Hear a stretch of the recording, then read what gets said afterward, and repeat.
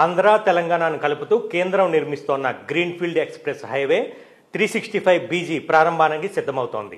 పచ్చని పొలాల మధ్యలో నుంచి ప్రకృతిని ఆస్వాదిస్తూ ప్రయాణం కొనసాగించవచ్చు. ఈ రహదారి నిర్మాణం పూర్తయితే హైదరాబాద్ నుంచి విశాఖకు రైమంటూ దూసుకెళ్లవచ్చు. సూర్యాపేట నుంచి ఖమ్మం చేరుకోగానే ఈ రహదారి ప్రారంభం అవుతుంది. అది ఖమ్మం నుంచి తూర్పుగోదావరి జిల్లా దేవరపల్లి వరకు ఉంటుంది. 4 వరుసల గ్రీన్ఫీల్డ్ హైవేను పచ్చని పొలాల మధ్య ఏర్పాటు చేస్తున్నారు. ఈ రోడ్డు నిర్మాణం కోసం 31 గ్రామాల్లో 1996 ఎకరాలను కేంద్ర ప్రభుత్వం సేకరించింది.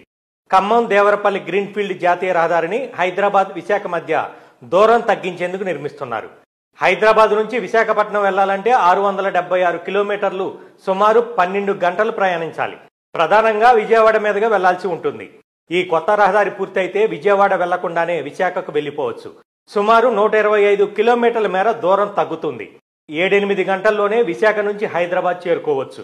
4609 కోట్ల వ్యయంతో హైవే నిర్మాణం చేస్తున్నారు. ఇది 4 లైన్లతో కూడిన రహదారి. 162 కిలోమీటర్ల దూరంలో 8 చోట్ల మాత్రమే ఎంట్రీ పాయింట్లు ఉన్నాయి.